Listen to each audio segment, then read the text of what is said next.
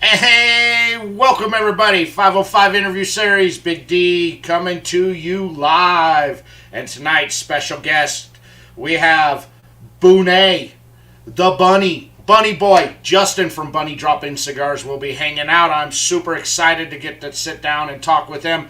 Got to meet him in Vegas during PCA. Wish we could have hung out more, but again, he was there working. So, without further ado, let's bring on the man, the myth, the bunny, Buné. Oh, Okay. Little extra action going on there, man. what's cracking? Sorry, I thought the intro was gonna be a little longer there. Welcome. How are you doing, Justin? I'm good, brother. How you doing? Excellent. Glad you could carve some time out, come hang out with us tonight. Yeah, absolutely, man. Thanks for having us. So, let's get started. While I get my cigarette lit, I'll let you talk about you and your brand for a little bit. Cool. Well, yep. So, I am Buné in the Joe Dirt sense, if you will, of Bunny. We are Bunny Droppings. Just a little underground, small time, pushing the boundaries and of what is acceptable and not acceptable in the cigar industry, and just putting out some, what we like to think, fucking some pretty damn good cigars. Can I cuss on here? You can cuss Okay. if you like. Good, because then we would not be able to have this. We'd have to cut it at 1 minute and 58 seconds. But yeah, man. Wow, Ben. Wow, so Ben jamming there. Hey, you caught his eyes from seeing your nipple. Oh, I haven't heard from Ben in a minute. How you doing, brother? Oh, Ben. Excellent. So, I know a little bit about you from watching you on some other lives there, but more in depth, how did your cigar journey itself start? As in, like, in a personal sense. So I would say when I joined the military, that's kind of when you almost felt like you had to smoke a cigar to be with the boys, whatever. At that time, I was young, dumb, full of cum. I was more about, like, can I dip a big old horseshoe in my lip and whatnot. And we started smoking cigars, and I was like, yeah, this is pretty cool. This is awesome, no big deal. Like, I enjoy these. It's a good way to shoot the shit with the guys, or more importantly, like, the guys above you. So there's almost like an ass-kissing type of way, networking way. And I got out, and I moved to Alaska, and I was real big into trading for, like, bourbons and stuff like that before I had moved to Alaska. Well, I quickly found out that no one would send me bourbon because it costs an arm and a leg to go to Alaska, right? So I started getting into, like, the higher end cigars and stuff like that, trading and smoking that stuff, because you can flat rate that all the way to Alaska, no big deal. And that's really kind of when it took off, because I started realizing, as we got into smoking in more depth, boutique brands, I just fell in love with the artistic, creative capabilities that some of these brands had. You know what I mean? You don't see stuff like you do on boutique brands that you would on a bottle of booze. And so that made it automatically way more appealing to me.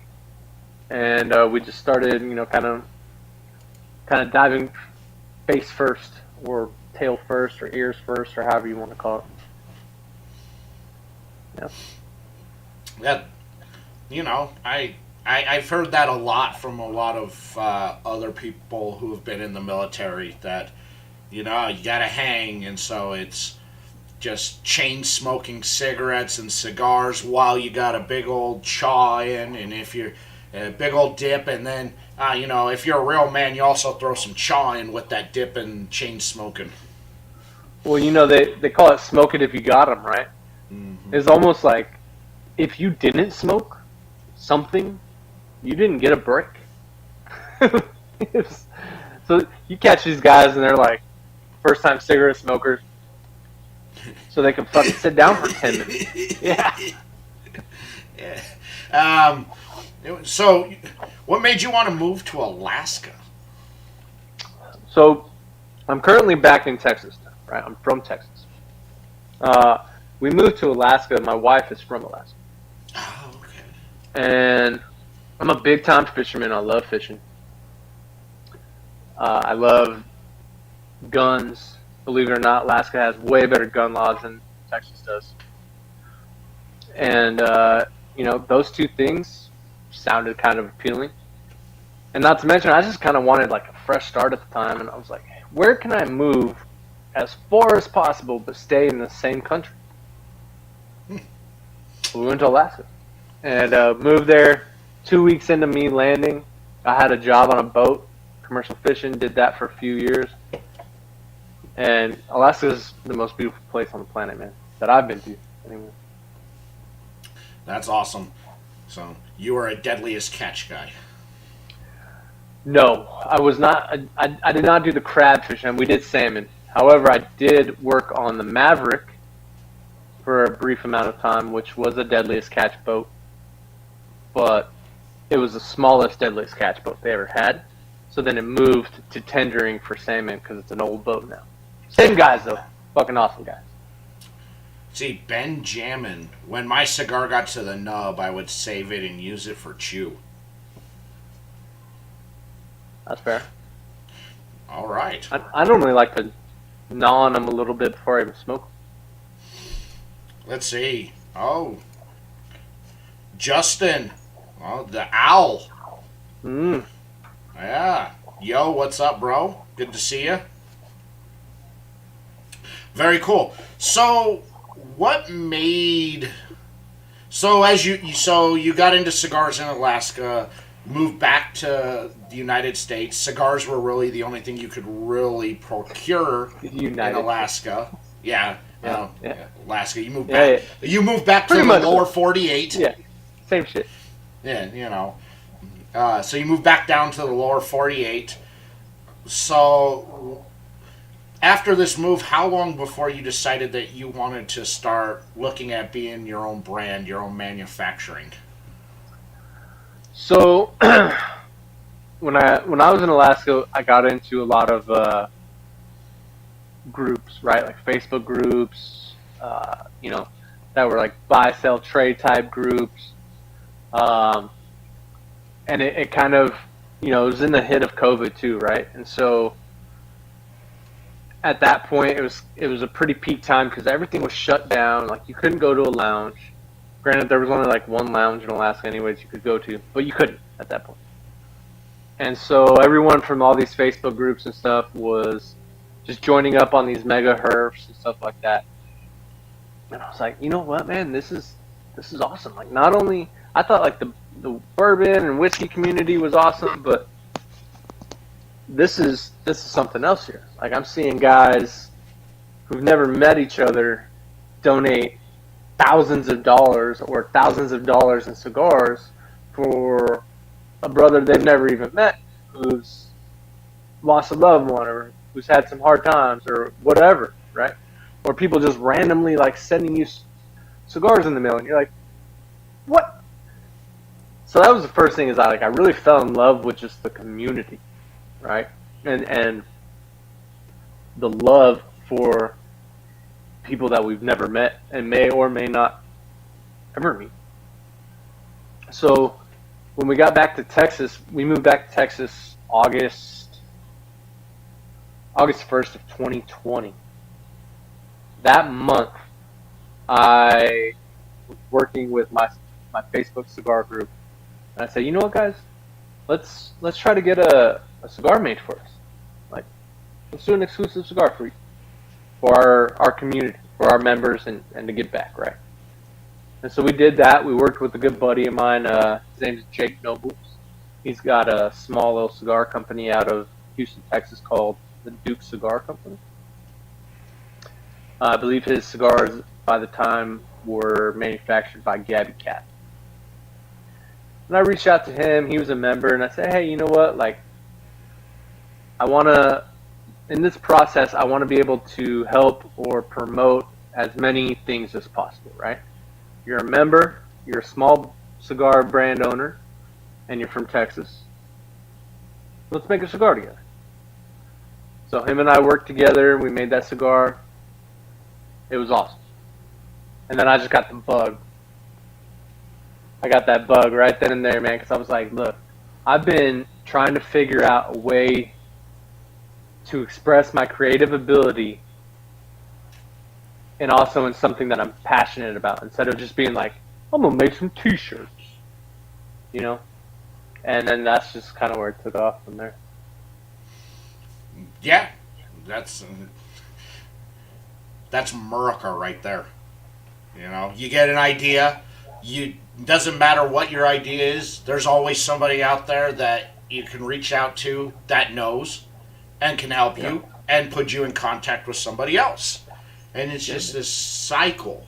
And I do agree. The cigar community, I think, is the best community out there. We look out for each other. We always make sure everybody's good. When we lose one of our own in the community, we all rally around to help us to just not be support for that family, but also to help raise money and raffles for that family as well. You know, we take care of each other in the family. We're small, but I think we're by far the mightiest.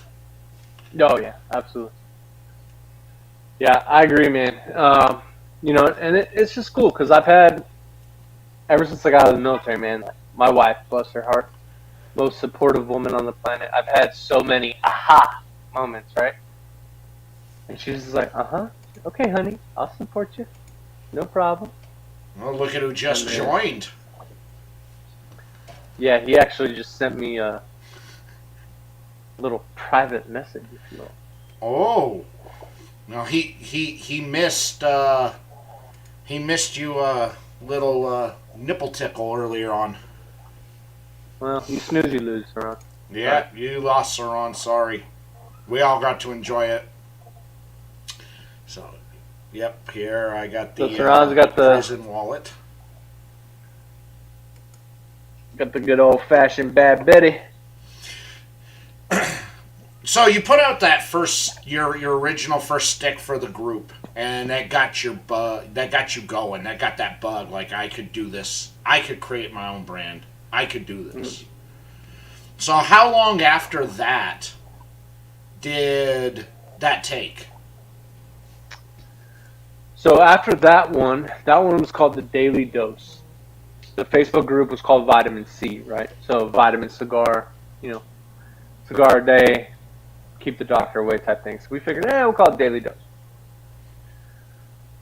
That one sold out rather quickly, and I was hooked. I was working at home from the time because my daughter was homeschooled, which was hell on earth. And I just needed something else. So I started working immediately on the next project. I would say probably 4 months later from release of that, I had a new finished product, and that was called Idiot Repellent. I'm loving the names of your sticks. Yeah, so that was Idiot Repellent, and that was a collaboration with the one and only, and that was a good stick. And then from there, we kept moving, man. And I did a few more for the group, and then realized, you know what, I might be on to something. Like, nobody's hated my shit yet, so maybe I try to make this my thing. And I think we're doing all right so far. I think so. You've had quite a few drops since I got turned on to you earlier this year. I think I got turned on to you in April-ish or so. Okay. So, you've had quite a few drops since then. So April was Prison Wallet. Okay, this one, Prison. So it must have been before April then. I got turned on to you. Oh! There you go. My mother was calling me. She wanted Still to a tell mama's you how girl, no she matter wanted the to age. tell you how handsome you look. She's probably watching, quite honestly. She's one of my bigger fans. Moms are always the biggest fans. Yeah. She doesn't always agree with our marketing ploys, but hey. Well, you know, that's moms though. You know, my mom's not big. My mom wasn't big when I started up doing cigar stuff in 2019, but she's a huge supporter of everything I do, even though she doesn't Yeah. like it. I don't want to say my mom doesn't like it, because she's always like, oh, I need one of those. I need one of these. Like, especially when we dropped the Betty White, like, she lost her shit. She was like, I need all those stickers. I need a bundle. I need all this. Like, have you ever smoked a cigar in your life? No. But it's Betty White. Like, okay. Fair. That's cool.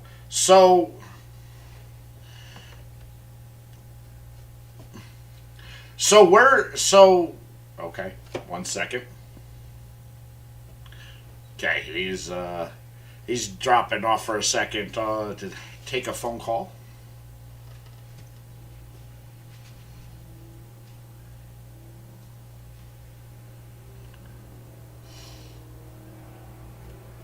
All right. While he handles some business out there. Here, I got the prison wallet. This is actually the first bunny dropping cigar I've ever smoked. I haven't had the opportunity.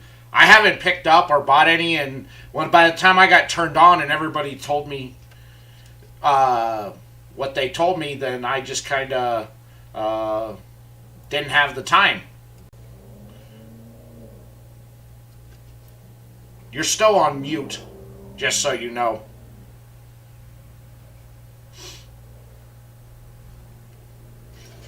You're on mute.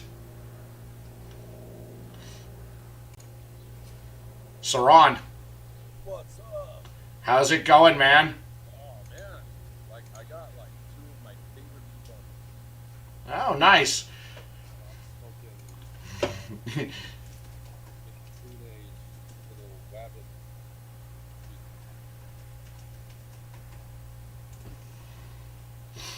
I don't even know what to call it. Buné.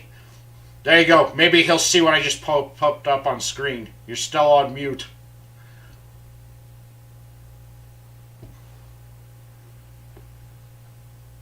Anyways, I met him in February.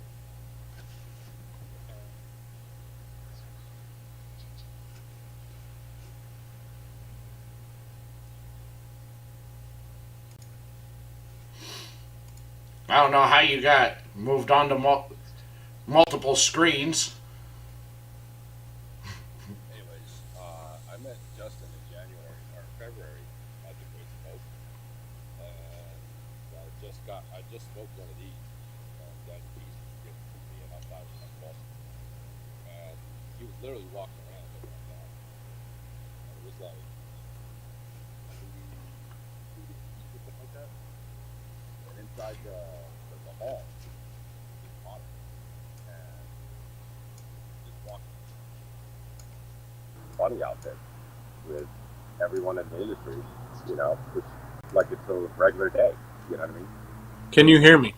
We can hear you now. I know think you that- had me on mute, Dan. I didn't have you on mute. You went mute, and I was like, okay. No, I never muted myself, and it didn't even show I was muted. Yeah, it was showing on my end you were muted, and I was like, okay, you're still muted. Oh, the suspense. I know the people are like, ooh, what's going on? Anyway, you guys are like two of my favorite people in the industry, for sure. Solid dude. Oh, well, thank you. So, where did your relationship with Boofy come from? So Booth and I met in Thailand. He was on what I believe at the time to be PCP. It could have been DNT. I'm not sure. He was in the process in a small village about to fuck a chicken. And I was like, hey, bro, you probably don't want to do that around here. I doubt that chicken has any vaccinations of any sort. You might not be able to come back home. And he was like, you know what? Thank you. You're the only person that probably still wanted to see the show, but didn't let the show happen. And so from there, we just kind of became good buds. That's a good way to meet somebody. And I'm sure he randomly texts you for like feet pictures and stuff as well. That's a thing. I've sent a foot or two. Yeah. I think I've actually have shadow boxed a foot for him, a lucky rabbit's foot, if you will. Oh, That's Yes. I actually got my first pedicure ever over the weekend, just to send Goofy some pics. he got a picture. He got a picture of my feet caressing a squash. I mean, that's how noodles happen, bro. Like, it didn't happen on accident. You know what I mean? Yeah, he asked. He was just. He said I want a picture, a sexy foot picture. So he said that's the only way he'd come on my show, and so I sent him one of me caressing a squash with my foot. A squash as an gourd? Like zucchini. Yeah, as an gourd. Yeah. That's It's sexy. been a storm. Which I see. I saw all the lightning going on behind you. Bro, how come you're not swimming, man? Because it's been a storm. I'm hiding out in the garage right now. I swim in storms all the time, bro. Well, you live in Florida. So. Anyways, so when I met Justin, like, you know, I don't know why, of all the fucking people in that Great Smoke, he's the one guy I like, you know, did the pro hunt, right? And it was hot, and he was wearing that, and he was moist. What's my saying, Saran? Got to sweat to make him wet. Damn right, baby. Yeah, that's right. Thank God it was your foot and nowhere else. I thought about doing something else, but you know, I figured first time with Boofy, you know, I didn't want to take it too far. Oh, you try sending him a dick pic? Oh, I'm sure. Well, you know, when we were in Vegas, I went to the bathroom, and I was the only one in there, and then some guy walked right up next to me with 30 open stalls, and it was Boofy. Wide stance. He was tapping my foot with his foot, and I looked, I go, it would be you. And he goes, when you gotta go, you gotta go. And I said, well, I'm just honored that you wanted to take a peek. And he goes, it's a little cold in here then, huh? And I said, nah, I just pull out just enough so I don't piss on myself.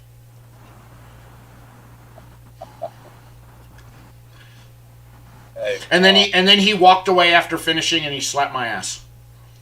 So So what you're saying is he has a stronger prostate than you. I guess what so. was You the know, name of I'm an your old man first at this point. What was the name of your first cigar? My first cigar? Yeah. Daily Color? Dose. Daily dose. Daily Dose, and then you had Idiot Repellent. Yeah. And then we did Cease and Desist. Then I did a collaboration with the Goats called the Smoking Goat. Goat version 1. What's that? Goat 1. I think I've got that. Yeah, Smoking Goat. Yeah. And then we did turkey base for Thanksgiving. Breakfast burritos. After breakfast burritos, we did Wabbit season. After Wabbit season, we did a private label for a pretty badass Discord group. One of my favorite groups, the Dirty Ash. They are probably the coolest, non-drama, non-bullshit, just straightforward group out there. What's up, Kyle? What's up, Kyle? So, I've done a little bit. I'm part of the Dirty Ash Discord group too. Good people, man. It's ran by good, no nonsense people, Yeah, they're good people, and they're very charitable too. That release we did for them was a 10-year-old cigar, and all of the proceeds, not all the profits, all the proceeds, they put money out of their pocket to buy the cigar. Everything went to charity. Wow, that's awesome. Great fucking guys, dude. Some of the best people out there. It is. So, and then you just released another collab with the goats. Yeah. So this will be our third collab with the goats, because the goats are family to me, man. That's day one. Matt, Nick, Vinny. That's all like my day one in the cigar industry. Anthony, people, Frank. right? I mean, Yeah. those guys are solid. Yeah. Solid. And so, awesome palettes.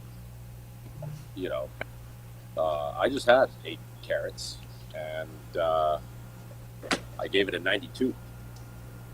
which it should have been technically a 93, but I mean, Well, Dan, what he doesn't, semantics, right? he doesn't realize what our 92s are like other people's 96s. He doesn't get. He was all upset. He's like sending me DMs like, "Dude, really?" No, I wasn't upset. I'm just my mom's a lawyer, all right? So I read the fine print, okay?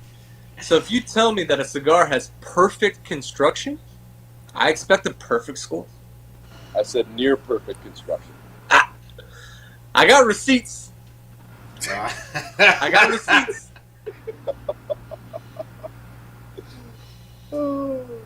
I'll take a 92 though.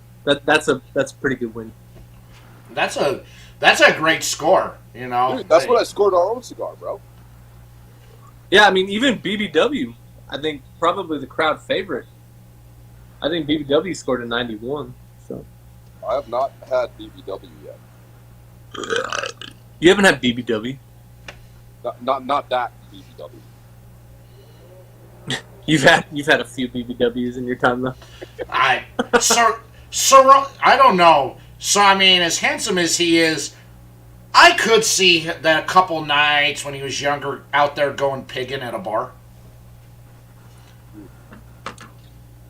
Yeah, there used to be a strip club across the airport here called the Landing Strip, and that's The landing strip. Yeah, we got one of those in Texas. all they had.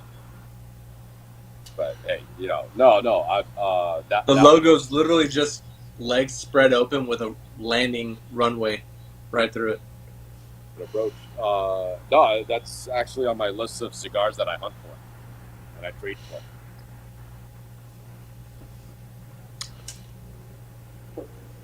Well, And I've heard that's. may the force be with you. Yeah, I know. I heard. I mean, I've got plenty of these. I got plenty of rubber glove action over there. But I'm not doing that mistake again, man. That's with your stuff. Not doing that again, man. So we did something recently just because most people know, people that don't, I don't, whatever, but August has been the month from just shit, right? And I've had a cigar that I've been sitting on for about 6-7 months now. Had plans for it. And, I was just like, you know what? How do I give back? Or how do I maybe get people who want to be interested in our product but can't justify the price or can't, afford the price for any reasons or whatever. So we literally just put a cigar on the website, unbanded. We call it raw, naked, uncut. 5x52 Habano, Ecuadorian, Jalapa, Nicaragua tobacco. Wait, what do you call it? Banger of a cigar. And we're doing 5 for $40. What are you calling it? The raw or the naked. It's called Raw Naked Uncut. Raw, naked, uncut. There you go. Raw, naked, uncut. Yeah. It's a raw cigar, no band, no fancy packaging. I get it. Let's not get to the uncut part. Well, it's uncut. I mean, I didn't cut it. Kind of. Oh, It's like a play on South Park, right? You're talking about the cigar. Yeah. No, I'm. Don't worry, ladies. We're taking care of it. Thanks, Mom, for making that decision for me. My body, my choice, right? You want to get it? You want to get it redone? Because you can. I can add foreskin to what? They Is will. that a thing? Yes, they do. They do a procedure to reverse a circumcision. I don't know why. I don't know why. Circumcision, please. That's right. I mean, honestly, at our age, at this point, I'm like, Who does that? Dr. Pimple Popper? Like, is this going to be on a TLC reality show? Like, what is this? Oh, sex took me to the ER. Yeah. They had to sew the foreskin back on. Kyle, the site. I can't. I don't know if I can throw things up on the chat. But the site is bunnydroppings.shop. So yes, if you go into the description here, both on Facebook and YouTube, on either one, there's a direct link to the website for everybody. I don't want to look at an anteater. I don't want to look at an anteater, or I don't want to look at any disc. And aardvark. Yeah. It's called an What do they say? Everyone's the same gender in the dark? Is that how they go? I mean, I've made that mistake once or twice. Dude, he's got all that. Dude, let's not. I was just in Vegas last week. I was there for like 10 hours, and I still managed to get violated by a tranny or a trans person or whatever the fuck you call them these days. Let's not go back there. You know. But dude, there's an awesome picture of you at the Venetian having breakfast with Goofy, and this is your thing, right? Yeah. And the funny part is, like, Matt was high tea and crumpets. Is what we were at. Oh, high tea and crumpets. Mm-hmm. It wasn't They're- breakfast. It was high tea. Yeah. They're refined men. They're gentlemen of a certain caliber. That's what they do. We ordered pastries and tea, and it was like $200. And the entire kitchen staff was like coming out, acting like they had something to do. They were like, and tables were sitting next to us, and they were like, "Hey, can we take a picture with you guys? Like, this is like one of the fanciest fucking breakfast places in Vegas you could go to, right?" And I'm sitting here, legs crossed, high tea, cross fanny. Cross fanny. Yeah. Dude, cigar aficionado CEO's like table behind us, and he's just like, that makes sense. I see the company that guy's with. That makes sense. Bro, you could have just been like, I'm the latest TikTok dude, man. TikTok. I don't even know how to I don't even know how to idea use what TikTok. I don't even know how to use Instagram. I remember when you did your first live. Yeah, it was like 6 months ago. I remember when you did your first live. You had like, what was that cigar called? It was like a limited drop. It was like, Oh, that was the adult. Okay, so this was at the time, this was an ode to the whole drama that was going on between people. upper echelon and bottom feeding, right? And it was called Adults Only Private Party XXX. And so what I wanted to show was that the marketing is not what makes the cigar. Now, the marketing is one of the most fun parts for me, don't get me wrong. I love being able to artistically put my own touch on a cigar. But if the cigar fucking sucks, it doesn't matter how cool it is, right? Right.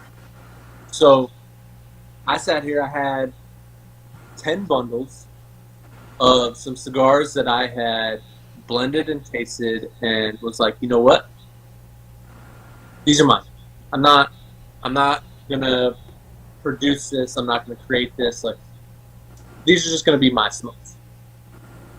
10 bundles. And that happened. I was like, all right, well, let's tease the water a little bit. Let's see what happens. I have a 4x6 label printer that I print your shipping labels on, right? I went on Microsoft Word, typed in the words, made it print on a 4x6 label, slapped it on the bundle, took all 10 bundles to the strip club at like 1 o'clock in the afternoon, had a steak, some eggs, Bloody Mary. You know, the B squad's working What you at get that at point. strip clubs. Was that? Eggs and Bloody Mary. Yeah, of course. This is what you order at strip clubs. Well, yeah, so I don't know if you know this, but strip clubs have the cleanest kitchens, period, because of the health regulations, because there's naked women running all over. Now, I can tell you their bars do not.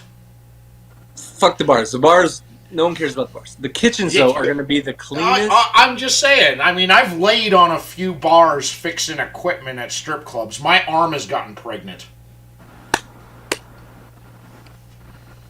The kitchens are going to be the cleanest kitchens you'll ever find, okay? And that's where you're going to get some of the best steak. And if you go to a strip club at 1 o'clock in the afternoon, you're probably going to pay like $3 for that steak. Because they're like, hey. One of the best steakhouses in West Palm is a strip club. Thank you. This is hoity-toity city, right? Thank you. So, but I didn't realize the whole clean kitchen concept. You know. I was in food and beverage for many years, so this is a proven fact. Anyways, so I sat there and I had these bundles, and I was like, "Hey, how much is it going to cost you to kiss these bundles?" What do you mean? What bundle? And I'm like, no, back up. Like these bundles of cigars right here, not chill out. And I was like, I'll give you like $40. She's like, all right, fuck it. She lipstick up, kiss one, lipstick up, kiss one, lipstick up, kiss one, lipstick up, kiss one. And then I said, finish my steak. How's that? And that was your first Instagram live. Wasn't at the strip club though. Was Yeah. Well, you know, I came home. Yeah, I came home, did the live, and I think that release sold out in 20 seconds. Yeah. Because I mean, granted, it was only 10 bundles, but 20 seconds. yeah, because I remember watching the live and going, all right, well, you know, this was a banger. I hadn't had any of your other stuff yet, but this was fucking solid. And I was like, all right, let me grab, you know, whatever. Oh, you got some of the private party? No, I didn't. I was too late. I was like 5 minutes late, man. 21 seconds late. 21 seconds. Yeah. Yeah, story of my life, man. 21 seconds in between bliss. You know what I mean? Yeah. You know, in a private party, adults only, 21 seconds, that's a big deal. That's a big deal. It's a big deal, yeah. So you, I don't mean to take over from Dan, but you're such a, I love you, man. You're such a great friend. You're always there.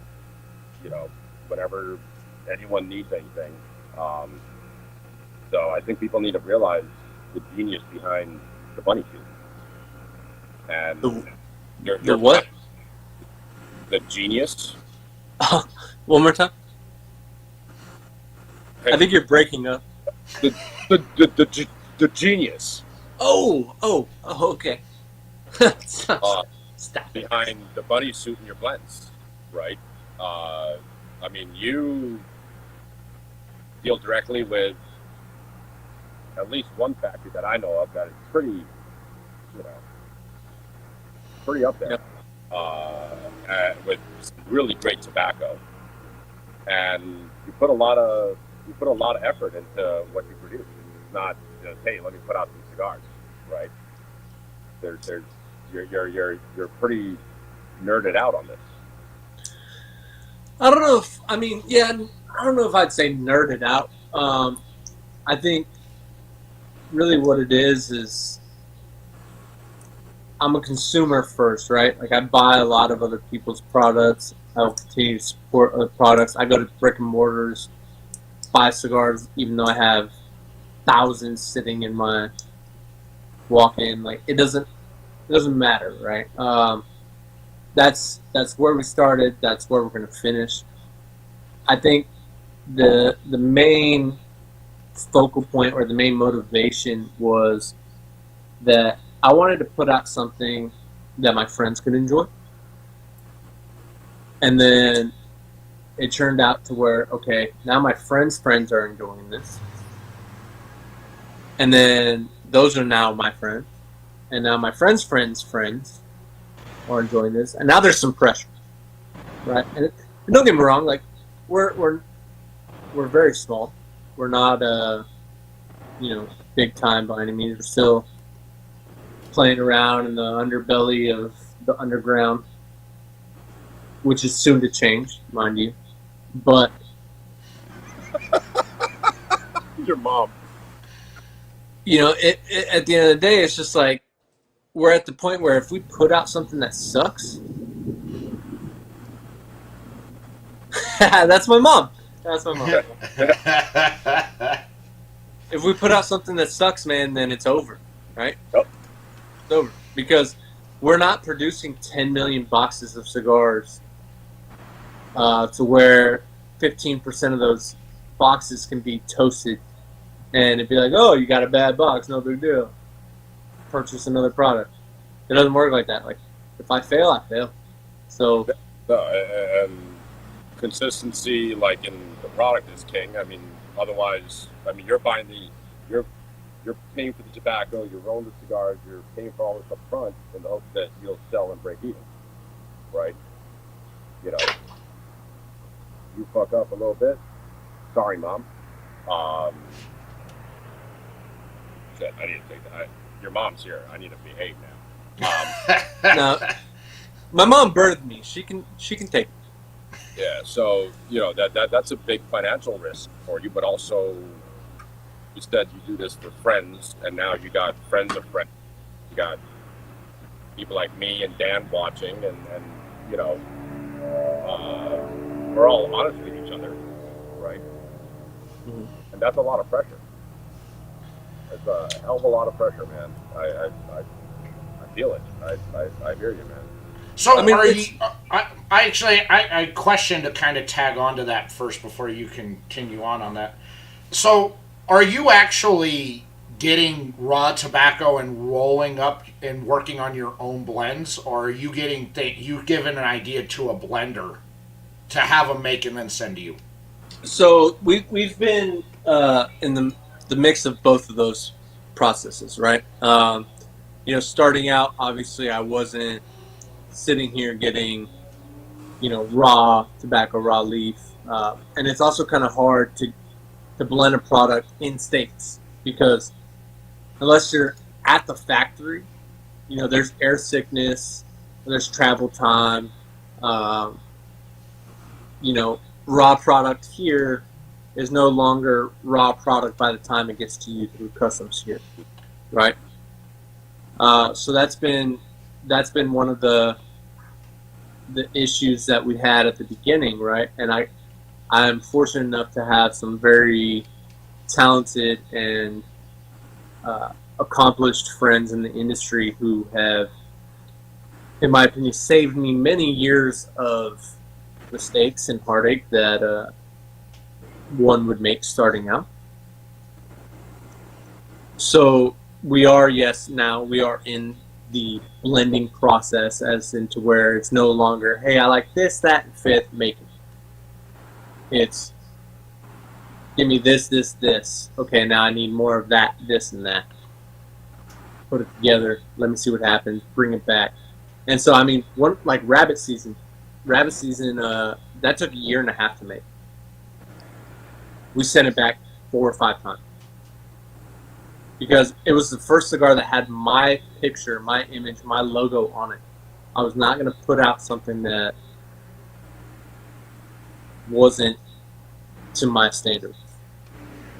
And that's, I mean, at the same time, though, that's with everything, right? Like, we don't just put out shit and hope you buy it. Because if you buy it because you like everything else, you may no longer buy anything ever again. That's true. Yeah. And so, what's the point in that? Like, I'm not in this for a quick buck, because I can guarantee you right now, I'm not making the money that people might assume I make. That's not what we're here for. We're here for longevity, and people laugh because they're like, oh, this dude's sitting in having this conversation right now about longevity in a fucking pink bunny onesie. Cool. You can call it a gimmick, you can call it what it is, but it got your attention.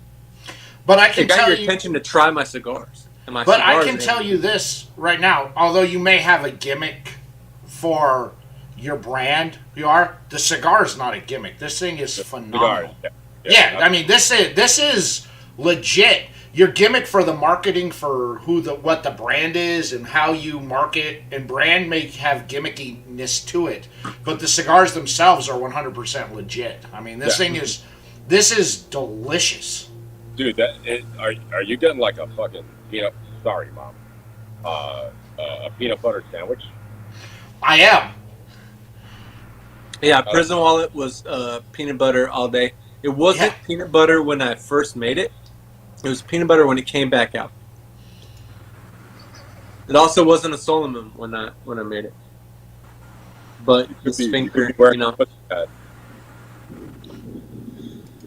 Yeah. when all you get is peanut butter and an orange for commissary, I mean, you gotta do what you gotta do. Yeah, I mean, I gotta say, this stick is phenomenal. The way it tastes. I mean, how it burned. This is a Solomon, and this thing's burned phenomenal from the first light all the way through. I mean, I didn't have any initial draw issues from that, and I one thing I would say is that you went with a wider base on that Solomon than most do, where you end up with that restriction, which I think is a bonus. Instead of me having to cut a little off to get a better draw initially, you went bigger at the bottom, and that allowed for that airflow to take effect and just get this beautiful, perfect draw. Yeah, I don't cut off his tip when I smoke his. Like, don't get me wrong, I love LFD, right? LFD is a wonderful, beautiful brand. One of the Andalusian Bull, one of my top 5 cigars. However, it is a high maintenance cigar. Oh, yeah. As a lot of those similar Vitolas are. And so I wanted, Perfectos, Gord, they always have that weird tip that is always just so tiny. And then it just takes so much, and you're fighting the draw, until you get to the actual desired ring gauge of the cigar. And I don't want my cigars to be a fight. I don't want them to be a chore, because a cigar is a luxury product, right? We don't smoke cigars out of necessity. We smoke them because they're enjoyable. And so I don't want it to be a product that is difficult to smoke or is a chore or high maintenance, right? So if that means winding up the base a little bit, making it a little funkier, whatever. But I like that, and I get the tradition of the Solomon with the that half an inch short nipple that just you fight, like you said. I like that you went wider with it, and allowing more airflow to come through on that gave me a better smoking experience. And now I'm starting to drool on myself. This stick is good. Thing. That's a good thing with Dan. When he starts drooling, But I mean, let's talk about gimmicks and cigars, right? Because I put out a gimmicky cigar. But at the end of the day, I think your audience or your target demographic are people like Dan. people like me that really understand the cigar and want to smoke the cigar, and you couldn't care less what the gimmick is behind it. It's a good cigar. We understand that, right? I wouldn't call your cigar gimmick, you know.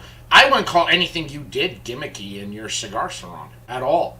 Well, but it's not your traditional old world Cubanesque, you know, label. That doesn't matter. With the raised gold and the you know, the La Familia and blah blah blah blah blah. It's kind of like, you know, right, like in your face.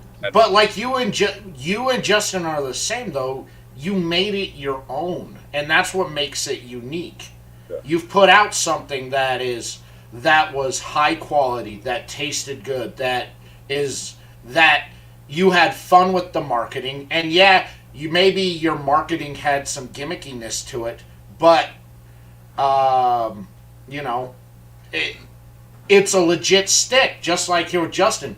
His marketing may be gimmicky, but this is a legit stick. This thing, you know, he made it his own, and like he said, he kept going. He messed around with it to the point where it became a Solomon. I've yet to have a bunny dropping cigar, be it a collab or a drop, that is a pedestrian cigar by any means. You know what I mean? Oh, Mom's leaving. Bye, Mom. Bye, Mom. Nice meeting you. She said, "Curse away." She's like, "Curse away." For fuck's sakes, finally. Jesus fucking Christ. No, I mean, that's some of the flack that we got. We got it, right? Like, But hey, for you, that's because people look, because you did so. Your brand is kind of based on Star Wars, but you're also tapping into a certain amount of group of people that grew up in that era, that means something to them. Yeah, I don't think, and I think this applies to Justin more than anyone. I don't think we're a brand per se, rather than a bunch of friends in a community, right? Okay. You know, we just happen to find that common ground. You know, with Star Wars, he finds that common ground with, like, you know, triple X rated bunny onesies. You know that, you know, and I think it resonates with. Look, I've handed his cigars to people that have smoked cigars for 30 years, and they love it. You know. I mean, at the end of the day, like, the bunny thing, right?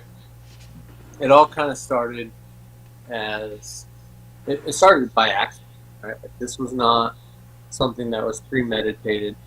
I was in Alaska, like I was telling you, Dan, earlier. COVID was breaking out, and there's just like these hearths, right? And hearths were like a new thing. Like, Yeah, hearths are a relatively new thing. It doesn't seem like it now because everyone's turfing every fucking day, all day, every day. I mean, you can turn on Instagram at any point in time, see someone online, right? Yeah. We never smoked. This was the first, like, I saw all of a sudden there was a post and it was like, hey, you know, Unicorn Slayer, her, whatever, right? And I'm sitting here and I'm looking at the I'm gonna be theirs or whatever on Facebook. Jesus, there's 150 people that have committed to being on this earth. That's a big deal. It's like, all right, well, one, I'm in Alaska. It's cold. There's snow. 2, my wife isn't gonna let me smoke inside. 3, how am I going to get, like, attention in this hearth? Right? Like, how am I going to be able to be a part of this hearth?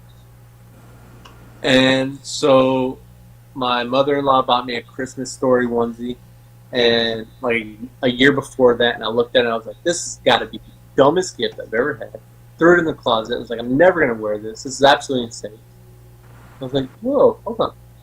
It's going to keep me warm, and I'm going to be the grown-ass man with a beard and a pink bunny suit. So I jump on the hearth. I got the pink bunny suit on. I got my pink reflective glasses. I'm sitting there. Bell of the fucking ball, dude. Bell of the ball. And some dominant people in the industry were on there, and they were like, "That's Bunny Boy." Yes, and then we just kind of ran with it. We made it a brand. Because why not? Why not? Because we needed Exactly. that initial gimmick, right? We needed that initial attention grab for you to test our product to know that it's tried and true. So now, unfortunately, had I known that I was going to be moving back to Texas, I wouldn't have picked a fleece pink onesie. Or if I was going to be going to Vegas, or if I was going to be going to Florida, I probably would have picked something a little more acclimated to the current weather. But whatever. Yeah, you asked me about a month ago if I own a onesie. And I was like, no, but I could order one. So let me tell you why you need a onesie. So I don't know if you're familiar. I'm sure you are. Club Humidor. One of the greatest national retailer brick and mortars in the nation. We're going to be doing our first. It's going to be a limited holiday release exclusive to them, and we are going to do a after hours onesie party, aka furry party. And to be admitted, you must wear a onesie or some type of furry outfit or whatever, because you know what? Life's not that fucking serious, dude. It's not that serious. Furry.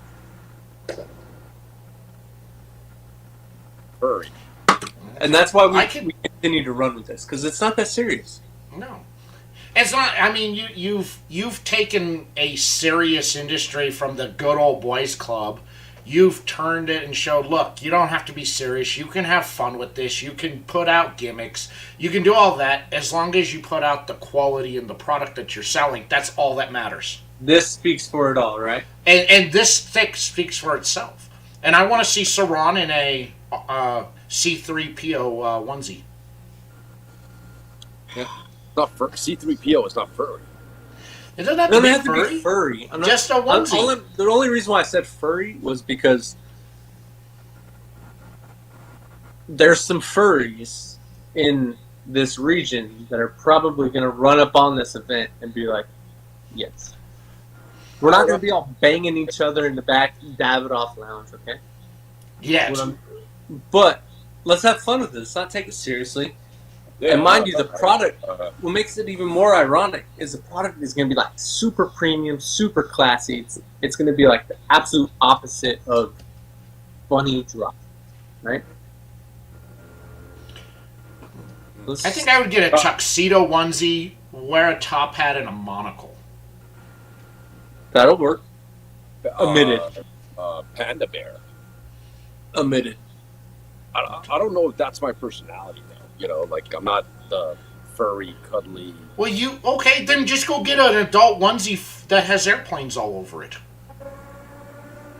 Or just come as an airplane. Yeah, come as an airplane. Wear an airplane costume. Basically, just treat it like Halloween. Yeah, I mean, I've been scoping out honey badger onesies. They just don't look good. Well, honey badger don't give a shit. That's it. Honey badger don't care. Yeah, honey badger don't give a shit, right? But I also need a pouch. I'm the oldest guy always, so I need quick release.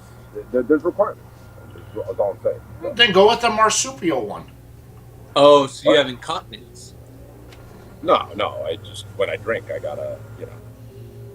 Oh, do you want to know how hard it is, dude? Oh my god! And smoking, I was drinking like a fish. You know how hard it was to have to go piss in this thing? Yeah, this is what I was leading up to. It was horrible. Like you have to go in the stall and like hang this shit up, right? No, I just zip it down. It goes about to my belly button. I drop the shoulders, and I just kind of give a weird lean over.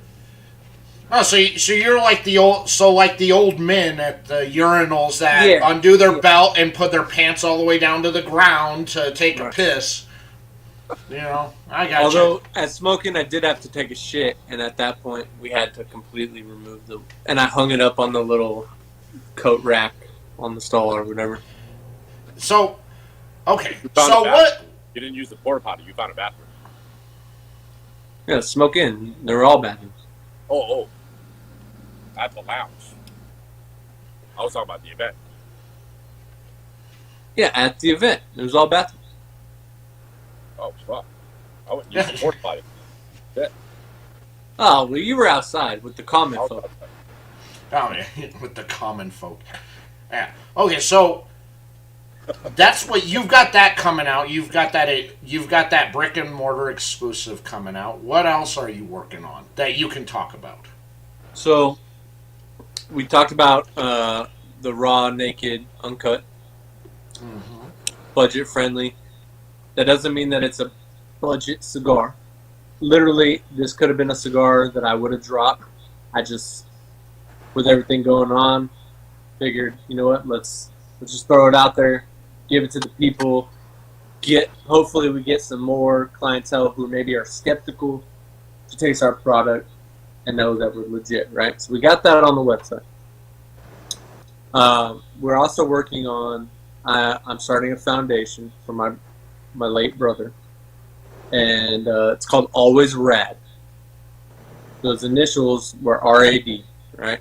It's going to be Always Rad. It's going to be a coffin similar to some other charitable coffins, right?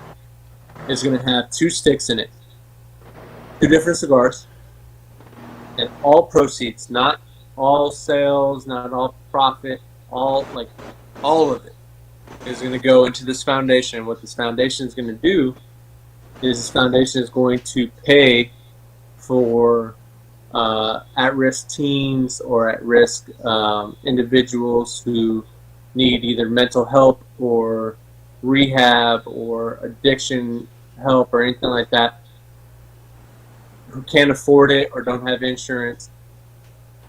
We're going to pay for them to go to a proper rehabilitation center, because unfortunately I've learned that there's a lot of centers out there that prey on these individuals who have insurance and prey on these individuals and will actually, it's almost like human trafficking, right?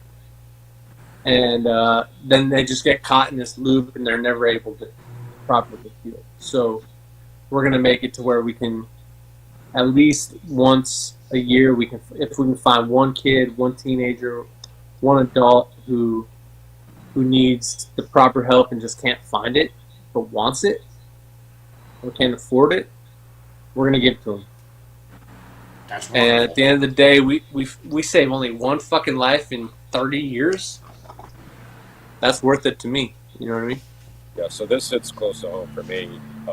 You and I haven't connected since we took time off. But right around the time that you lost your brother, I lost my best friend, the guy I went to college with, my college roommate, the guy I went to flight training with. We were at each other's weddings. I held his firstborn in my hands, hours, you know. And he died of a sickness that he had suffered through for a very long time that I didn't quite appreciate. You know what I mean?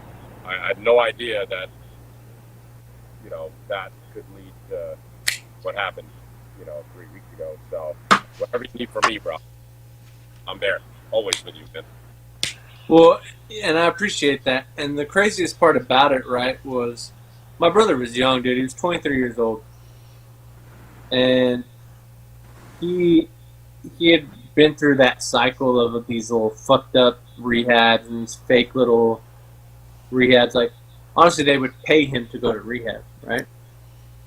And they'd charge the insurance like $10,000 extra dollars, kick him like $5,000, whatever. And it was fucking human trafficking. And then he finally found one. He finally got tired of it. And the dude was doing 9 months sober. And in that last year, my brother and I became more close than we've ever become in our entire life. And he cheated death so many times because of that addiction. and then something unfortunate happened to him, non-related, and it's kind of like, what the fuck, you know what I mean?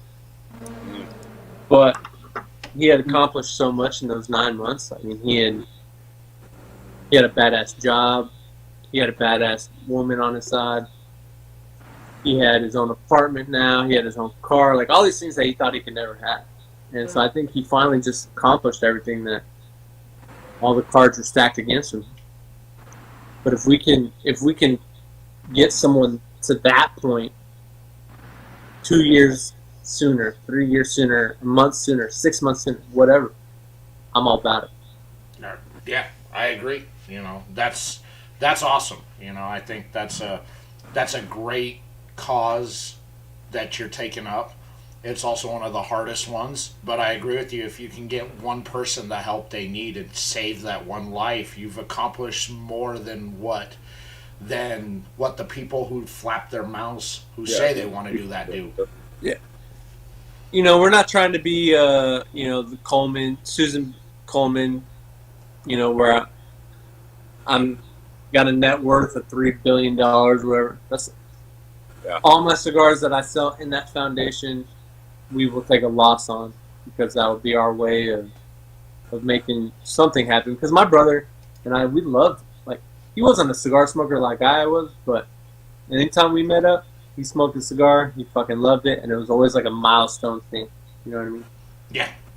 And he was my biggest fan, and I was his. So, last comment for me, you mentioned something earlier that when you were starting out with this, you had people, around you that had been in the industry for a while and kind of, accelerated your, pathway to getting this out by a couple of years.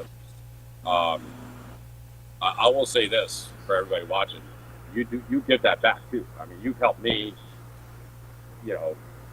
for no return, in the middle of the night, stupid questions that I had, getting into this and everything like that, and you've taken the time always. So you're a true brother, bro. Seriously. Well, the thing is, like, it would be selfish, right, for me to sit here and say, you want to do the same thing I'm trying to do, go figure it out yourself. Now, don't get me wrong, I'm not going to sell you the secret sauce, right? And that's why a lot of people get pissed off when they're like, where your cigars come from? I need to know. Why? Why do you need to know where my cigars come from? Because you want to go hit them up and try to mimic my shit? You want a shortcut to everything I've done? Or do you just enjoy the cigar? And that's really what it matters? Yeah. When did that become a fucking thing? I mean, there's many brands out there. Oh, shit. Oh, yeah. It's almost a norm to not tell you where it comes from. I'll tell you what country it came from. Fuck, I'll tell you what region of that country it came from. I don't even tell you what factory it came from. I don't care who made your stick. I could care less. It However, doesn't matter to me. When we go to retail, you will know. Right. That's the plan. When we go to retail, I'm going to let everyone know. And everyone has their speculations. Everyone has all their guesses and all this stuff and whatever. And if you're right, you're right. If you're wrong, you're wrong. But when we go to retail at the end of the year, it's going to be on the box. So one of the geniuses of Matt, in my opinion, was he wasn't tied to one. Neither am I. Right?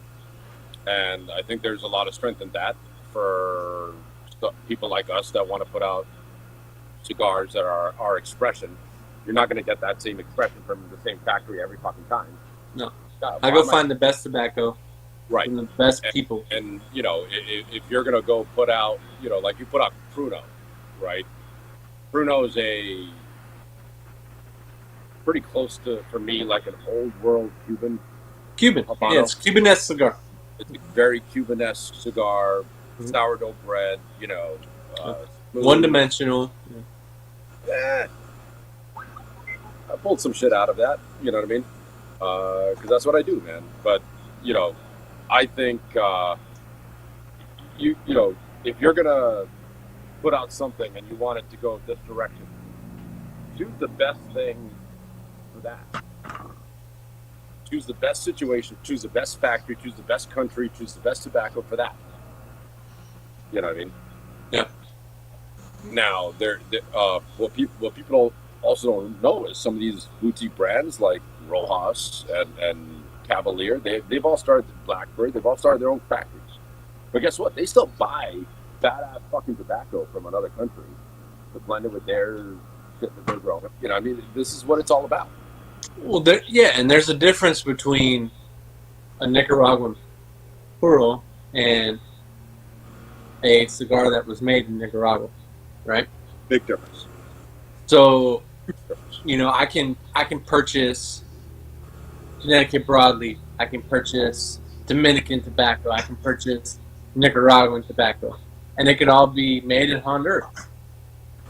That doesn't mean that it's a Honduran puro, because Yep, exactly. yes, it was all made or put together in Honduras, but that doesn't mean We're testing a cigar right now where we took the fucking thickest freaking Connecticut broadleaf that you could find. I mean, shit is like lush, right? But we wanted it to not speak for itself, so we went with, you know, like milder Honduran stuff, to let that broadleaf speak for itself. If we went to Nicaragua, we got a whole different thing. You know what I mean? Now, don't get me wrong. You can grow Connecticut broadleaf in Nicaragua It's not the same. and throw it in a Nicaraguan cigar. It's not Doesn't the same. taste the same. It's not the same. It's all the same, right? I mean, 99. Well, I don't know. I'm not going to spit out a bullshit percentage, but a good majority of percentage of cigars from different regions have some sort of Cuban seed in them. Yeah. Yeah. Does that make it a Cuban? Rojo, Criollo, that's all. You know. Does that make it a Cuban, or does that mean that some Cuban smuggled that shit into other different countries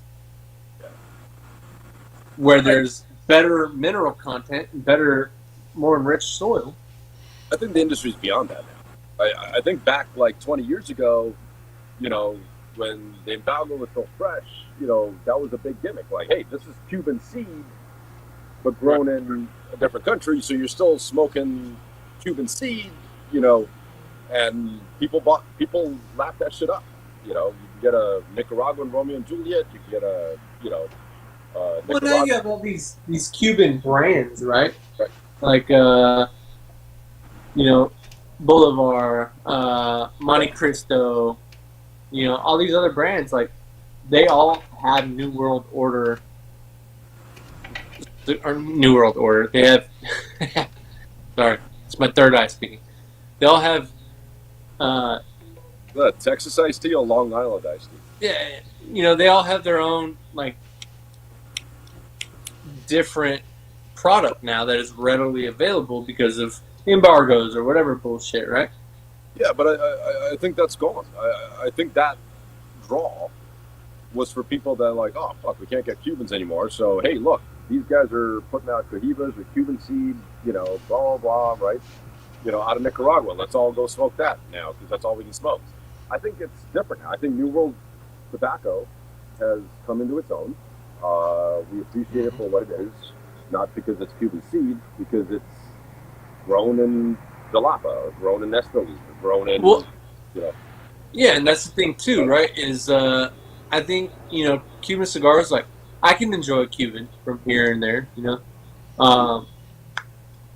But at the end of the day, I think the whole hype behind Cuban cigars was that it was like your granddaddy's cigar, right? And it was the hype of, like, how you had to get it.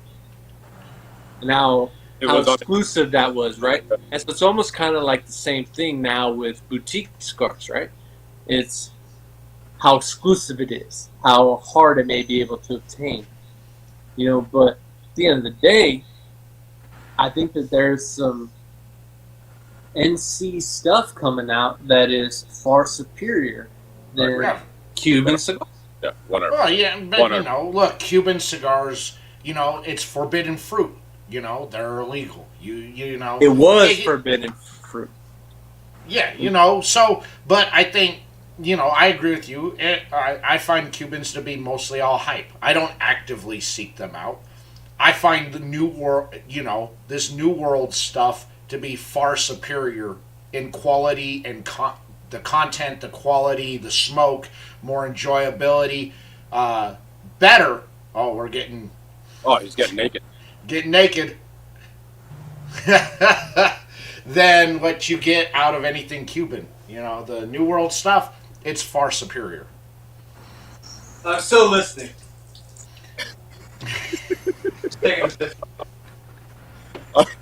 It's funny, man. I was just somebody just asked me to send them a dick pic, so I was just doing that. And while I was doing that, he goes and actually gets naked. Can't ever compete with the guy, bro. Yeah, I know. The funny part is he's doing it in front of his garage. He's not even doing it in his backyard right now. Hey, watering the lawn. That's Now all. it's actually my front yard. Yeah, your front yard. So let me ask you something. Now, is your ultimate goal to be more readily available in brick and mortars to actually start mass producing cigars, or is you still going to be on this limited run type? Yeah, run. You know, where you're going to be doing single run sticks. So the answer is yes. I want to be able to create a product that is readily available for our normal consumers, right? Because 80% of the people that buy each and every release are the same people, right? There's people out there who haven't heard of it, and I feel like they're missing out, right? So if I can create a product that I can produce on a regular basis that is just as up to par as some of our more limited stuff, then that might create new consumers or new people who get to experience what we're experiencing. Dude, you got the nail out. I did. I had to bust out the roofing nail nubber. But bunny droppings will never end. Yeah. Good. The key here is to make it to where we have one or two mass-produced products that everyone can have and enjoy all the time. So let's say BBW was one of your favorite cigars, or Wabbit Season was one of your favorite cigars. I want you to be able to go to your shop and go buy that, right? But then I also want you to be able to enjoy the experimental phase or the smaller batch stuff that we do, which will always be bunny drop, right? So there's going to be bunny droppings, which are going to hopefully transition to like a quarter or semi-yearly type releases. And then you're going to have your Buné cigars, which are going to be the classy Joe Dirt version, churched up, readily available cigar that you already know you love. I love that. I think that's great. So are you going to start planning then when you get to that phase, hitting these trade shows to start promoting, hey, retail shop A, here's why you should carry my sticks in your shop? Or are you just going to kind of take it as it comes? So my goal right now is to go deep within retail rather than going wide. Okay. Yeah. I want to hit the cervix rather than spread the walls. So I have a few retail shops that have always been good to me, and I want to pay that back. All right? I think that's key. I think the three of us know that number one for us with limited drop direct to consumer is the way to go, right? Mm-hmm. Because of the margins, right? And you can't eat off of it. The problem is that retailers are set up for, buying shit and reselling it under keystone, right? And that you know, I'm baffled as to why the brands deal with that. You know, that's crazy margin. I don't have it here. I have like 12% of my on my best day, right? I get it for 14%. I do cartwheels. You know, if you could sell a cigar at $12 MSRP, you got to sell it to a retailer at $6. Well, the thing is, really, it's not like there's no. From what I understand, is I'm always going to have a direct to consumer product, right? There's always going to be that, and it's going to be kind of like hopefully we transition into a Bunny Brigade type style thing where you either fucking know and you get it, or you don't and you suck. Sorry, be a better person, right? So be it. Yeah, absolutely. I agree. And then you can go to the shop. You can buy a premium product. You like it, you love it. You can buy all the products you want from there. And if you want more, then you can follow us. And then you can get some of our limited, secret, kind of low-key stuff. I love it. I would call it low-key. I would call it craft. Yeah. You know. Yeah, well, I mean, but the thing is like, I'm not trying to be in 500 stores. I'm not trying to be, you know, I'm not trying to be a trade show guy yet. Anyways, I mean, things change day to day, month to month, right? But what I want right now, if you had a trade show booth, you're much better off walking around. Yeah, well, what I want right now is I want to be true because, like I said, I'm consumer first, right? And so I don't have the most followers on Instagram, and that's fine. I don't give a shit because I'm not following 4,000 people. The followers I have are all engaged, genuine followers that I engage with genuinely.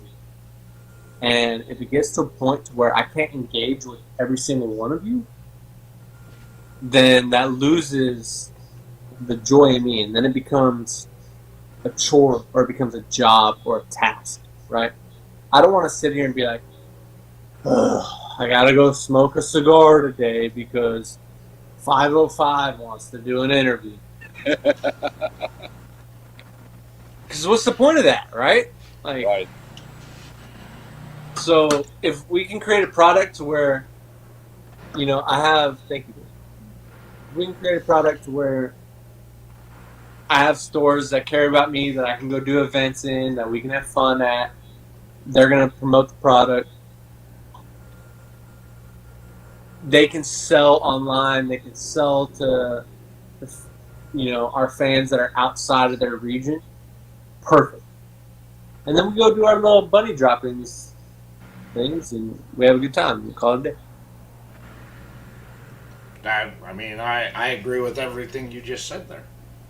I don't see anything that you said wrong, because I agree. You know, you're doing, you know, one, you're going to get that exposure and possibly new people interested in what you're doing through what you're going to release at brick and mortar.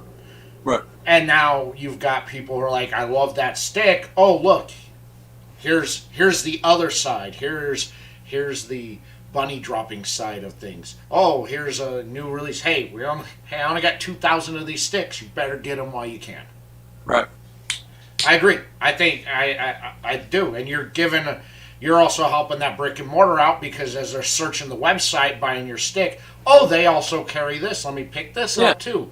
Yeah, upsell. Or maybe we're the upsell, right? The bigger brands are doing it right now because they know that's where it's at, right? Well, the bigger brands, they can afford it, right? Because they're at but they're 7,000 fucking shops. The stuff that we do on the grassroots level. They're like, hey, event only stick, you know, and everybody goes and buys the boxes so they can get like their 5-pack of Polpetta or blood medicine or whatever, you know, or you know, Kyle Gallup is warm.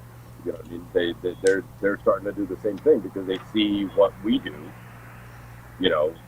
Online. Isn't that interesting? Though? That we might have had a little footprint in changing the game for the big box. I think a little bit, but they still haven't mastered. They still haven't mastered the social media aspect of everything yet.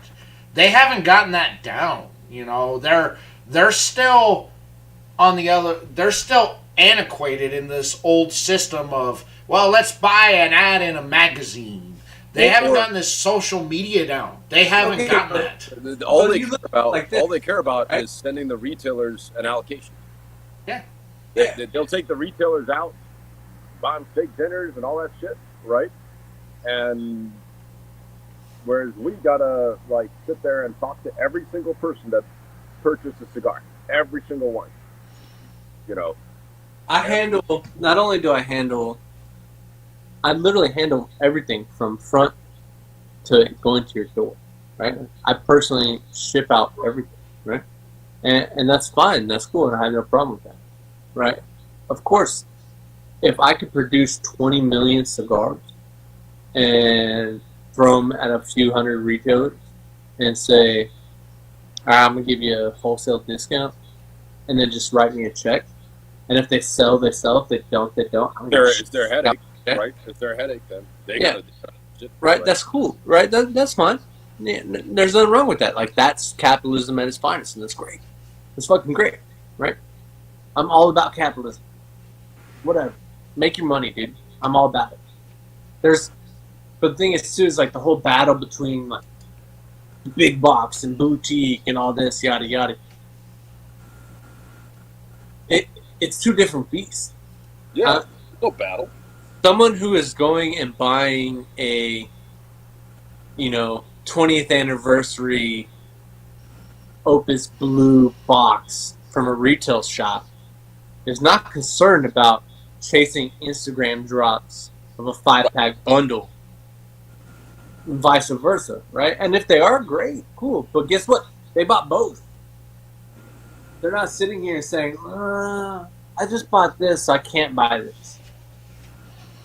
Yeah, so what I feel sorry for are the people that feel that that's the exclusivity, so they got to go buy, the Opus X 20th anniversary, big boy is $80, right? So they got to go buy a box for $1,000 of that, and they think that, oh man, I spent $1,000 on this box, right?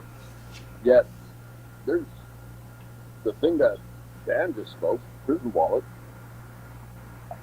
I'd stack it up against one of those any day.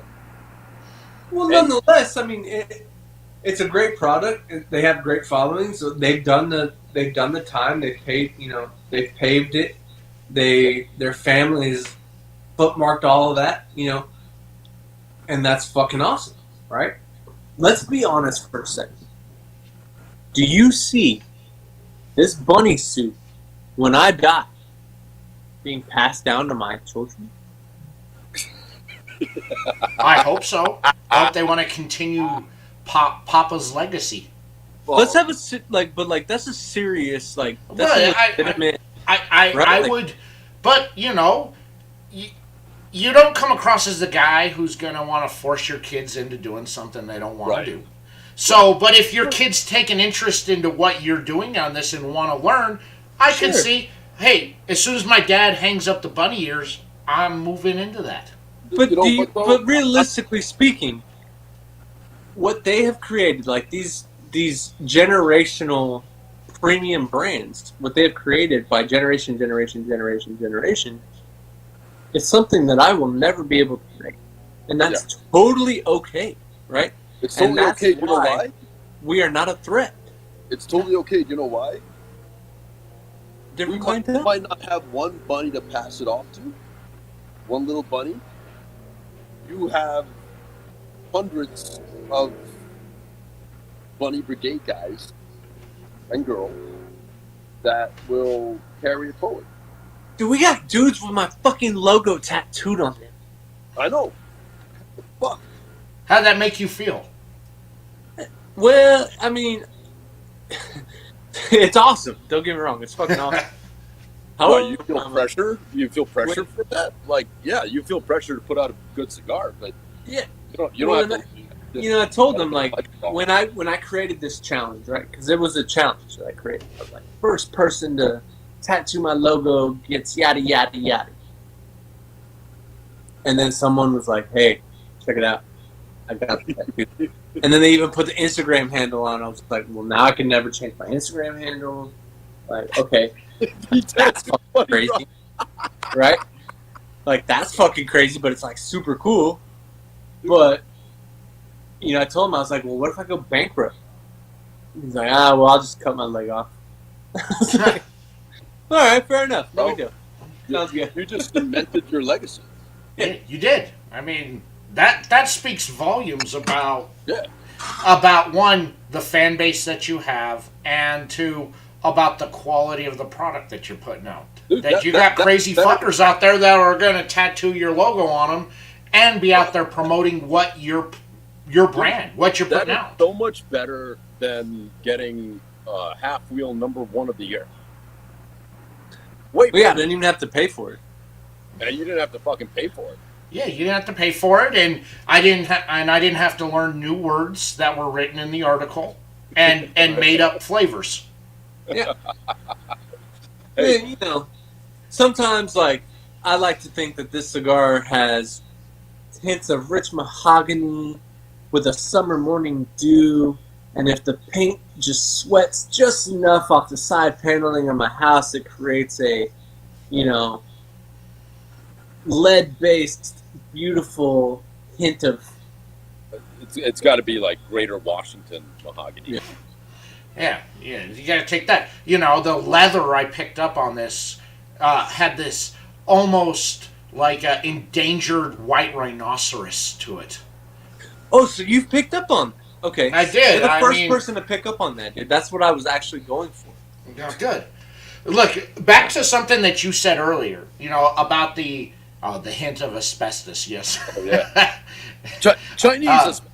Chinese. Yeah.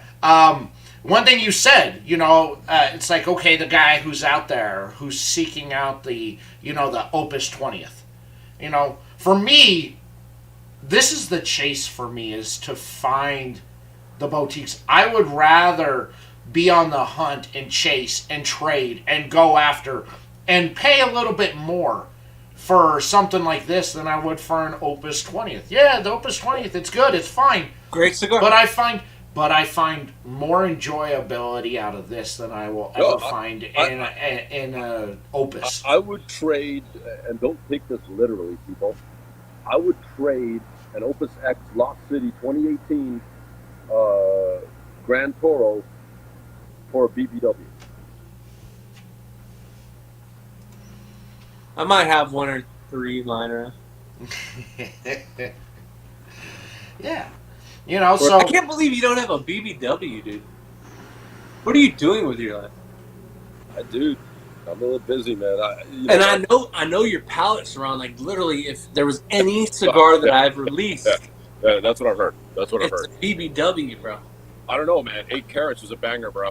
8 carats. It was a banger. 8 It was a carats. banger. And you know what?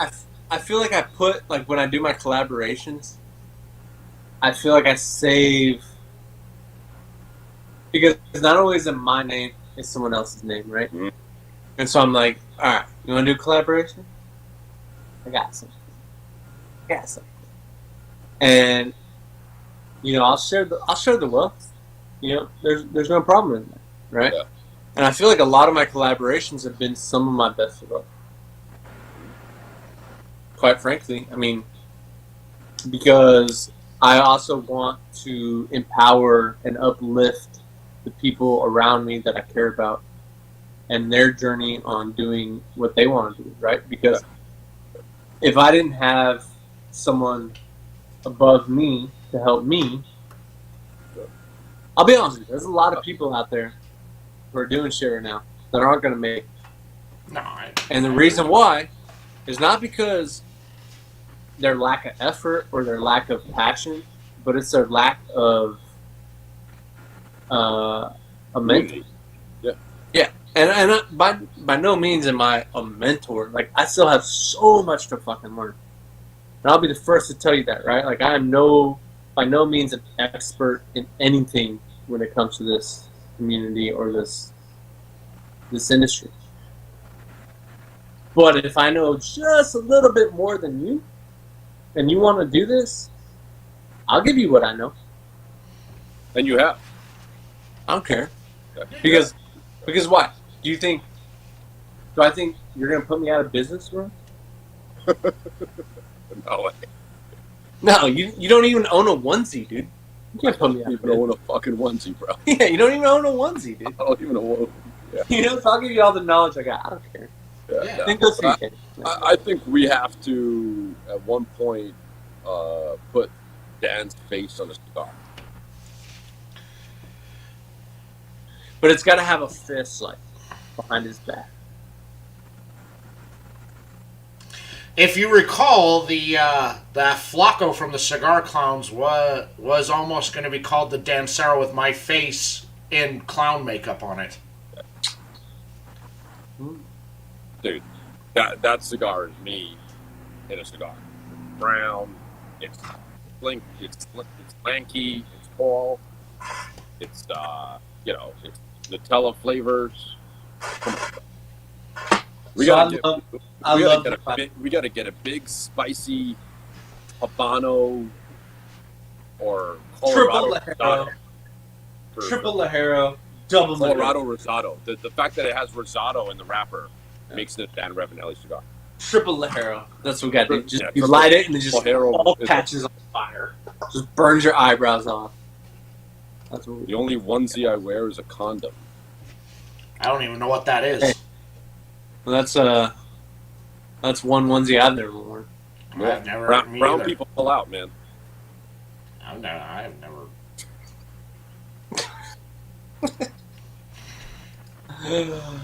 Oh. Shit. So, Justin, this was awesome.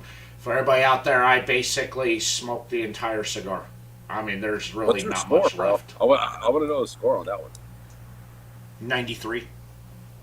Dude, nice. It's That's right. So and this is on the, and again, this is the Saran and Sev scale that I use because I find it to be the most fair and accurate scaling out there. So a 93 for the cigar aficionado and half wheel audience out there would probably be a 96 or 97 on their scale. that's I gave that a 93 on our scale. Yeah, I So, get this you want to know 93. something funny? This is Dan's first bunny. This is my first bunny ever. You're no longer a bunny virgin? I'm no longer a bunny virgin. The bunny has penetrated through the prison wallet, Yes, Gotta. pulled it out. It didn't even Handful go. of- It didn't go. The stick didn't just go in fist. I mean, the hand was open going up. No. I mean, gotta- you might as well. I might as well been a don't puppet, know. and it was Jim Hanson's hand up there making me talk. You don't know this maneuver? Hey, like I always say, man, be a Kermit. Be a Kermit. Listen, man. All I gotta say is, I bought the prison wallets, and then I found myself at a CVS, buying rubber gloves and an enema kit. Dude, the photo challenge on that release It was was fucking the bomb, bro. it was epic, dude. The Some of the fact photos that that one of came my out. aircraft technicians, I'm like, hey, listen, man, can you take a picture for me? He's like, yeah, sure, man. All right, well, I'm gonna pull my pants down and I'm gonna sit in that fucking pump room over here, and he's like, no, I'm not doing it. Yeah. Well, we got sorry. Soap on a Rope coming. That's going to be the next bunny dropping release. We haven't started yet, but we're going to continue with the Prison Wallet series, or the Iron Lung. Iron Lung, Penitentiary. dude. The names are fucking are awesome. Bro. Yeah, so Iron Lung Penitentiary series. You have the Prison Wallet, and you have the Pruno. The next one's going to be Soap on a Rope. Soap on a rope. Yep. And again, this stick was phenomenal. You know, the taste, the flavors. I loved, we talked about. I love that fatter nipple on the bottom of the Solomon to allow that airflow to really let the flavor shine right off the light, and where I had no struggle. Perfect burn throughout. Construction was perfect. You know, the flavors were phenomenal. That peanut butter and jelly aroma Yeah, it's peanut me, butter bomb. Sure. was just phenomenal. Yeah. Plus, you probably got an hour 40 minutes out of it. Yeah. Yeah. Well, You know. some of them, a lot of people aren't doing them right, and it's kind of like a Lancero too. A lot of manufacturers are afraid of Lanceros because it kind of shows the proof in the pudding. You know, Yeah. No, you can't hide with a bunch of filler. You know, I could put that same cigar that Saranja smoked Wabbit season. I could put it in a Robusto, or I could put it in a Grand, Perfecto, whatever, and it'd be a totally different cigar because all the filler. I love that. I've loved that Lancero because it's one of the few Lanceros that like the pepper note just carries all the way. Yeah, through. it carries. Yeah, well, and that was the thing that took so long to make it happen was I'm a pepper guy. That's why I like Ecuadorian Habano. That's why I like San Andres Maduro. And I just wanted something that, as a Lancero, something that you couldn't hide from. It was like, this is it. Yeah. No, that's why I have so many of them. I have a shit ton of I'm excited to smoke it. I am. I'm really excited to smoke the rabbit season. Wabbits.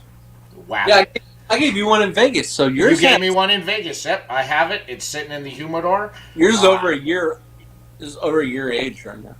So I can't believe it took you a year and a half to make that cigar too. I mean, that ought to tell people something, bro. It just doesn't happen overnight, you know. I mean, I don't care, dude. Like, I'll tell my wife, hey, you got to figure out bills for the next 6 months because the cigar ain't ready.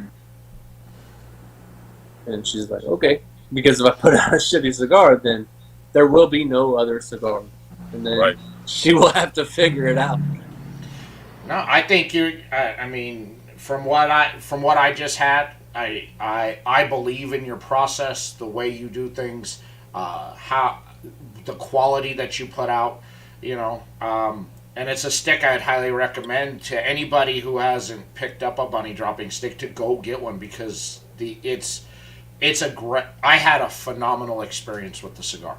I did, and I don't use that word a lot when I talk about my experience. I've had a lot of good and great experiences. That cigar was a phenomenal experience. Well, and you've caught a lot of flack for your honest opinion as well. Yes, I've caught a ton of flack, because I'm honest. Just like everybody's palate is different. Everybody's palate is built different.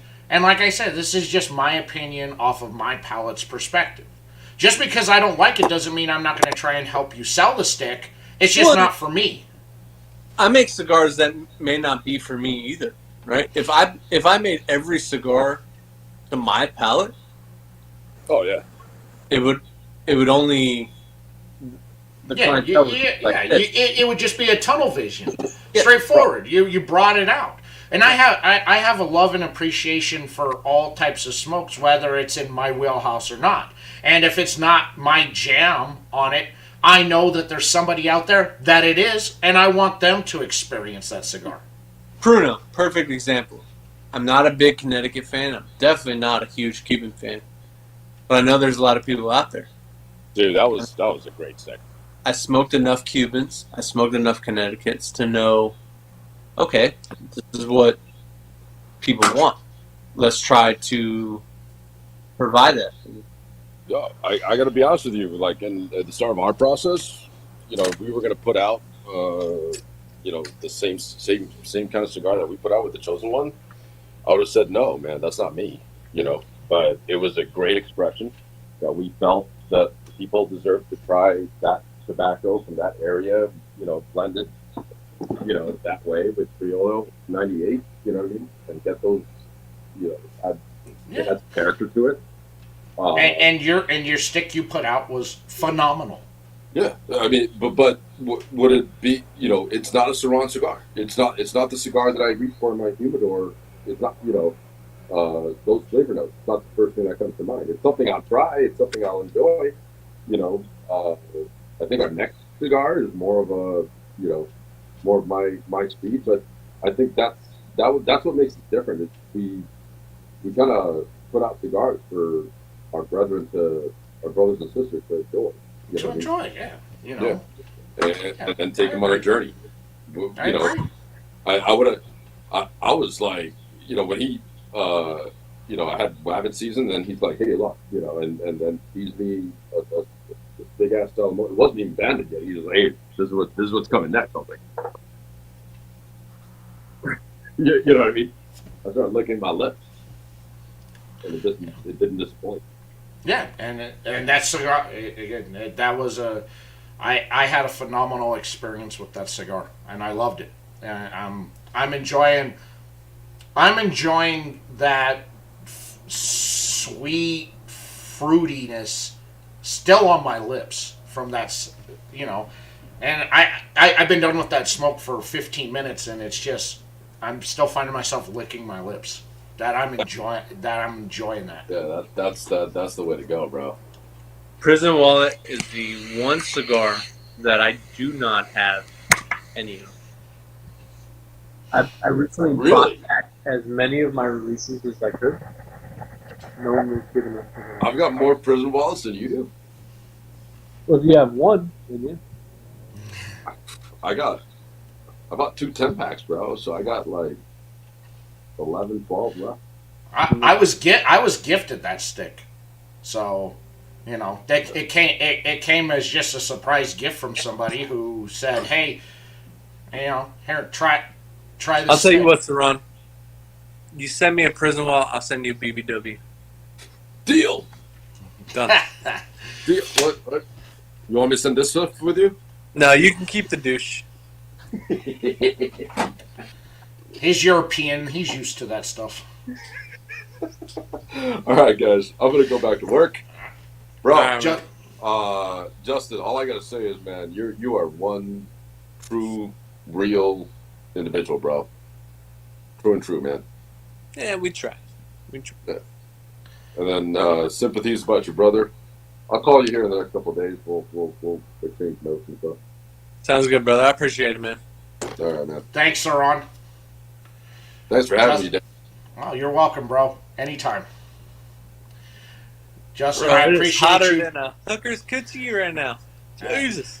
I appreciate you taking some time out, talk to everybody, give everybody an idea about who you are, who your brand is. It's a brand I highly recommend.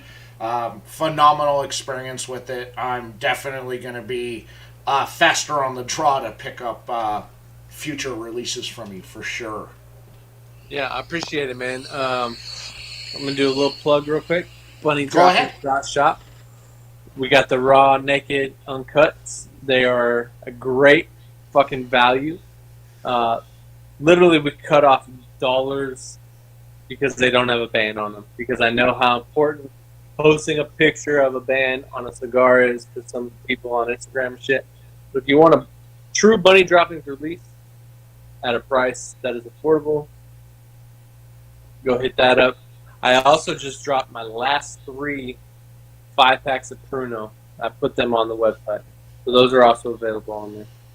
Excellent. And if they go, then I'll just keep. Not a problem. The link to the website is down in the description. If you're watching on Facebook or YouTube, you can go into the description. The link is in this video, so you can just do a quick click and go right to the shop to pick them up. On that, Justin, I appreciate it. Thank you so much. Thursday night, the YouTube superstars and the gentleman from the challenge show, there you have it, will be my guests. So if you want to come by and hang out on Thursday night, everybody, come hang out Thursday night. We'll be back here same time, same place. Justin, thank you so much. I appreciate it, man. You are awesome and amazing, and thank you. Always a pleasure, brother. Thanks for having me. Peace out, everybody.